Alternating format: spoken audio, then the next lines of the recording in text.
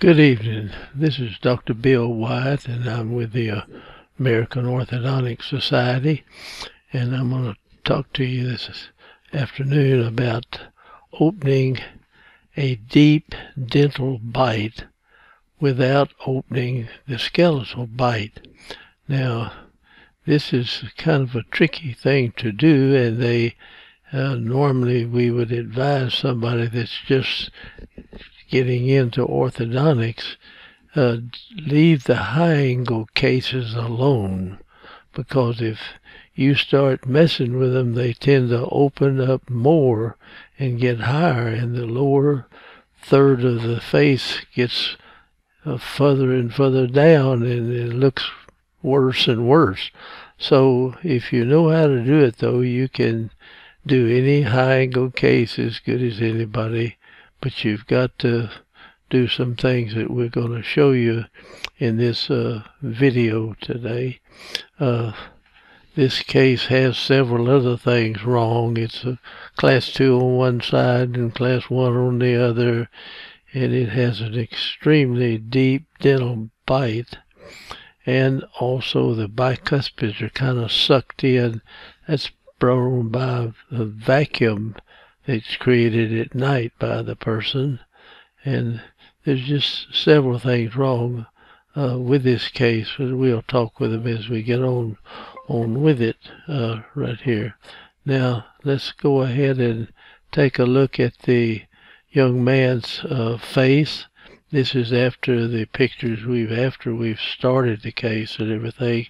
Now this is not a very high angle case. This is really a good case.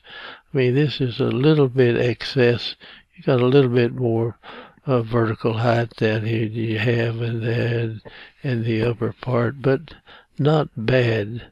But he has a lot of the other things that I want to show you on this particular case. It's full of stuff to learn on here. Now here are the models. The right side of his mouth is class 2, but it's not a solid class 2, or this cusp would be over here, this would be on up further, but it's about a half cusp class 2, and these bicuspids are kind of sucked in on this side and the other side also. That's created by a vacuum that you see, and it's very deep bite. The upper anterior teeth just completely cover up the lower anterior teeth, and the lower anterior teeth are coming up close to the roof of the mouth in here. And another thing I wanted to mention, never try to expand the lower anterior teeth until you open the bite a little bit, or else put something in between the teeth, which we're going to do. We're going to bond some blocks in here, and that'll show you how to deal with these high angle cases that have a closed dental bite. And that's the ones you can stay away from if you don't have a good bit of orthodontic training and really know how to do this. But if you watch this video, we'll show you how to take care of that type of case. Okay, and when I look at it from the front, you can't even see the midline on the bottom, but this side over here is absolutely class 1, and so the midline is further off over here. It's shoved further forward, so it's class 2 on that side, class 1 over here, and the midline will be off in there some. Now let's look at the left side of the mouth, and you couldn't get much better class 1. I mean, that's fitting right down in the grooves, and this even has the 6 key occlusion over here. Just a beautiful class 1 on this side. But once it starts to class 2, then you get this deep bite coming down like this on the other side. A little bit deep over here, not much though. And this is a really pretty good. So you have to pull one side back and work with the other, the one that's good. Just keep it like it pretty much class 1. It won't be exactly, we don't do it perfect. But anyway, now we'll look at the upper teeth. We've got some crowding up here. That's no problem. It's crowding over here, and the cuspids are hanging down a little bit extra in the class 2 and everything.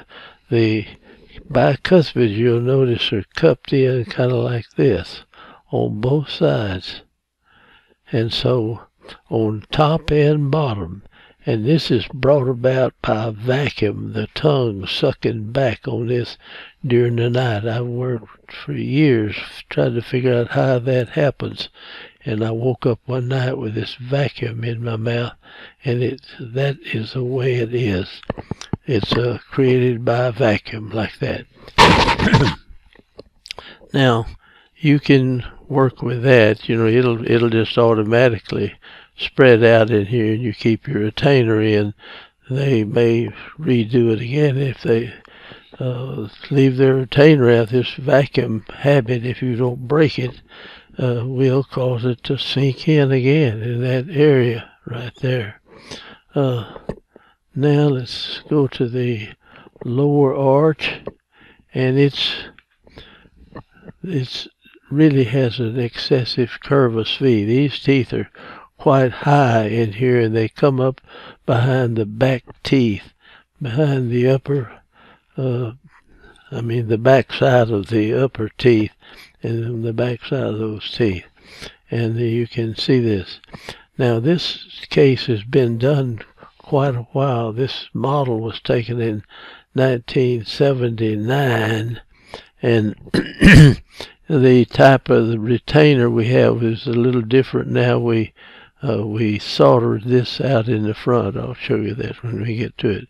But it's a wraparound retainer. That's the only kind I recommend using, with no wires crossing over. And you can make them where they stay in like mad. So you don't need the clasp. You don't need the wire crossing over the teeth in there. Okay.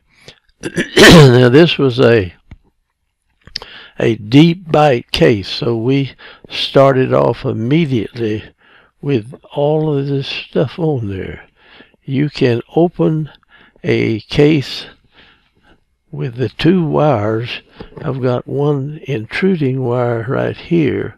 It actually would go way up like this, and the other, a flexible, back then they used just a little wildcat wire, it's a woven wire, and that straightens everything in between the teeth and rotations and a bunch of things like that. The intruding wires actually are down low like this, and you raise them up and hook them on the anterior teeth, and that starts pushing this down day 1. Now, to keep this from increasing the vertical height of the face, we went in and bonded these blocks on it right here. These are acrylic blocks, and back when I first started using them, I put them over more of the teeth than's necessary. Found out you don't have to. They stay on there quite good. Now, this is rather soft acrylic, and it's light cured acrylic, and we put it in there, let the person bite in their normal bite, and that puts all the weight of the chewing back in this area right here. So these teeth will not move much, and it'll actually intrude them some. And you can lower the vertical height of the face sometimes when you put these on there. And now, as it pushes these up and pushes these down, the force that makes these go down tends to make these go up. The force that pushes these up makes these teeth go down, or tries to. But if you put the block in there, there's acrylic block, the person will chew so much on that and press on it so much, these teeth sometimes will actually lower, and you can lower the vertical height of the lower third of the face in treatment sometimes, and open the anterior teeth at the same time. Now that was, you just couldn't do that before I figured out And then somebody else may have figured it out a long time ago too. But we put blocks, acrylic blocks that are bonded on the teeth, and that keeps these teeth in their height. If you try to open this bite by putting a pad up under these teeth will come down or move toward one another while you're leveling the bite, and that, whatever these teeth move toward one another back here, your bite really open out here about twice as much. And so you can mess up a case, a high-angle case, if you don't know how to do that thing.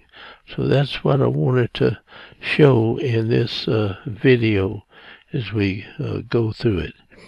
Now, here are the intruding wires we were using back in, what was it, 79 or something like that, when we took these models.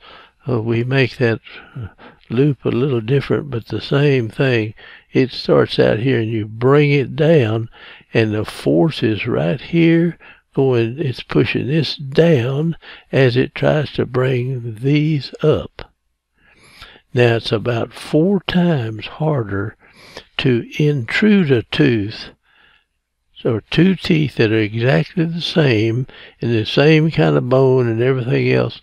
I've never done this, but this is what they tell me, and people that do a lot of research. It's 4 times harder to intrude a tooth than it is to extrude one. And we're trying to intrude all these anterior teeth, and we're just using one tooth back here to keep that from opening up. But the occlusion, if you bond it where they're chewing on these teeth right in here, they will keep this tooth in place, or even intrude some of these if you put this over them. Now you may think that this doesn't happen. You may think you don't bite on it that long. I challenge you to go and put some acrylic on top of your posterior teeth, your bicuspids and your molars. Just put something about 2 or 3 millimeters thick back there, and see what you do. I can guarantee you will chew on that thing. You'll just constantly be pushing down on the thing. And you do. And these teeth will not come in the mouth any further, and you can lower the bite dentally and never lower it or increase the skeletal height of the bite. And that's pretty hard to do. And a lot of people don't like to mess with high-angle cases because this happens to them, and they just haven't learned how to deal with them. So this is what I want to pass on to you. Now here it is from the other side. Now these intruding wires, they go way up here. You can go back and study the birth of the intruding wire, where we learned what it does. These teeth are hard to move when you're chewing on them.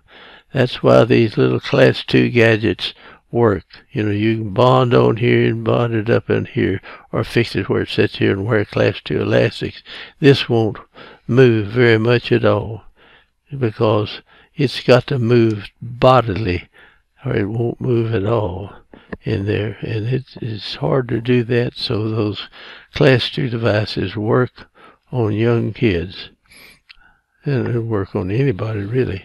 Now here is the bonded block. This is, you do not have to go way out on the side of the tooth with this.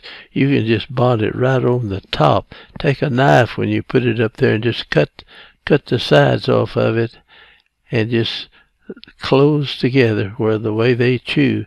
Now you can also kind of grind it down, but don't mess where the cusps come through the bonded block right there, so they can move their teeth around with that. I don't have that done in that particular case.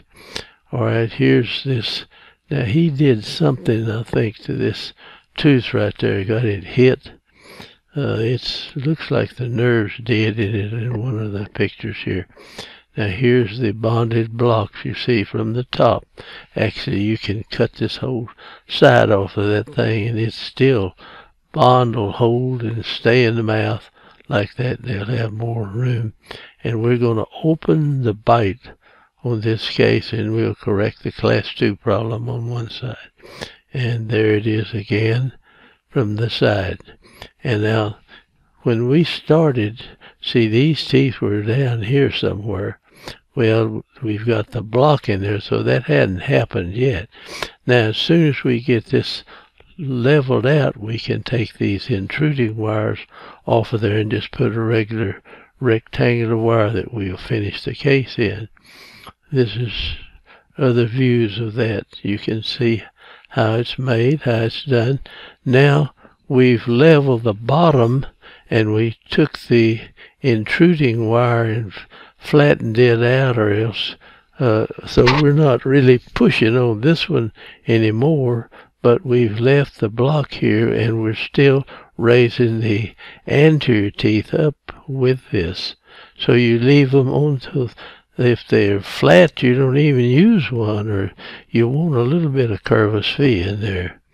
Now we'll go to the next. This has been in there for a year now, looks like. Now, as you're raising these teeth tend to rear up and they move back, but the blocks held them in place pretty good. They didn't come down very much, very, very little. In fact, I have opened the bite dentally and actually closed it skeletally. In some cases, you can do that. Now let me go. That's another view. That's looking at it with a mirror, show you what these blocks are. And there's a close-up view. Now this, you make this spring, you come out, go down like this, and now the spring would go way down this way to come down, and you would raise it up like this, and when you do, you tighten this spring up, and it pushes down with quite a bit of force out here in the front. And that's, you want to use your springs by tightening the spring, and then if it work for you by the spring loosening up, and it works much, much better. If you make it the reverse of that, sometimes they don't even have enough force to do what you want to do. All right, there's the other side of it. It's leveled out in there, but it's still working. Now we've finished the upper. You could go through a lot of the work, but this was the class 1 side, and we're still class 1 over here. And these teeth are got a little bit of curvus fee, but not much, and inside they'll have some, or we'll continue with the working until they do. So our overjet and overbite will be about the same, where we can bring our draw forward and touch out here, and the back teeth don't hit back here in the back. That's what you need to do there in doing that. Okay, let's see.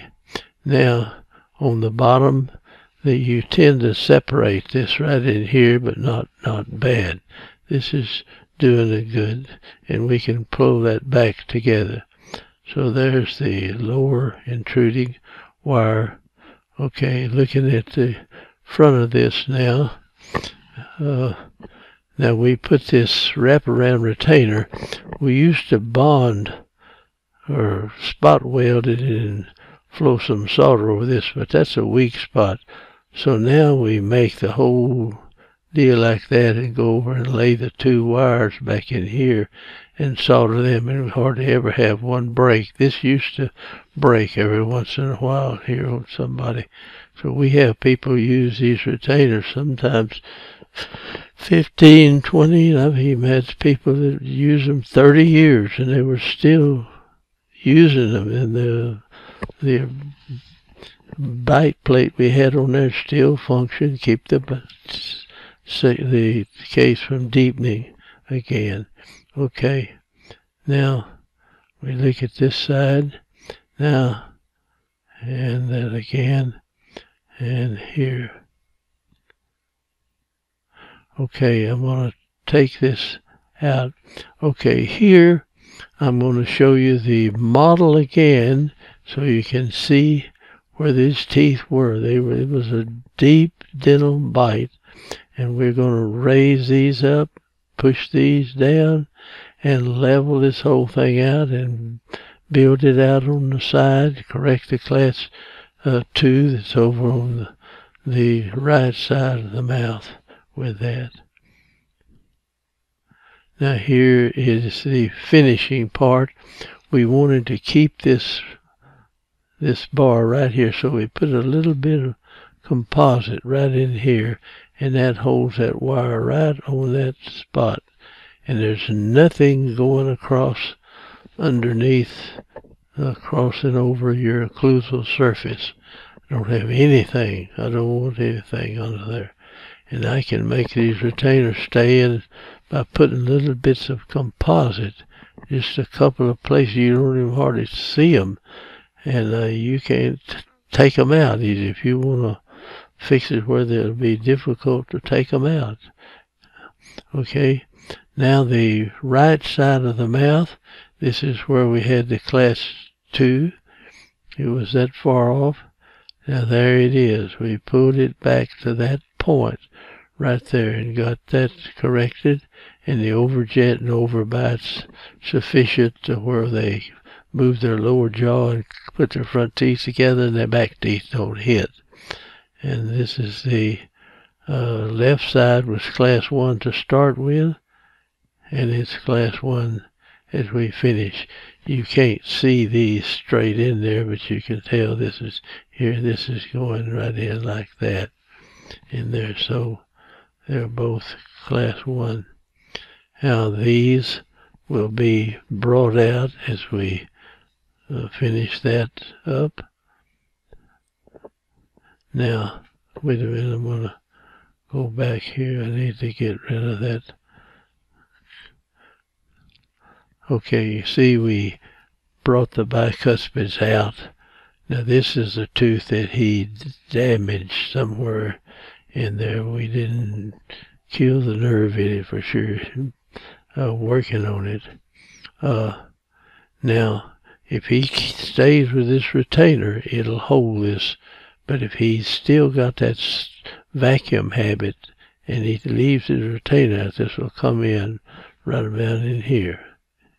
People do that and don't even know why.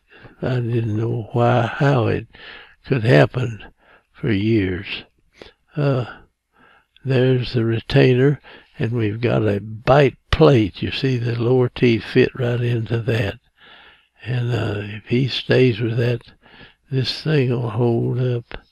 Now I don't think we've even, now I used to try not putting anything down here, just let that acrylic up above keep the teeth in line, but that doesn't work.